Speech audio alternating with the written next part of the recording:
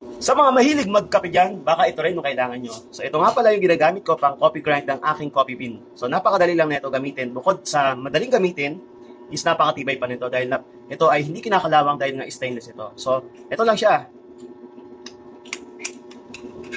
So ilalagay mo lang dito yung coffee bean.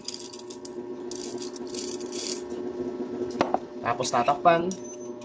Ito nga pala stainless na ito at hindi siya kinakalawang. Kaya napakatibay. So ito lang. So ngayon, nasa inyo pala ito kung gusto niyo i-adjust kung gaano kapino dahil mayroon siyang adjustment dito. So yan. So ito 'di ba, kung sakaling nag-ride na siya, dito siya pupunta. So ito nga pala yung log nito, meron din siyang lagayan. So ito rin yung ginagamit ko kapag ako ay nagmo-moto cafe. At syempre dahil nga walang kuryente at kailangan ko mag-grind, ito lang yung dala-dala ko.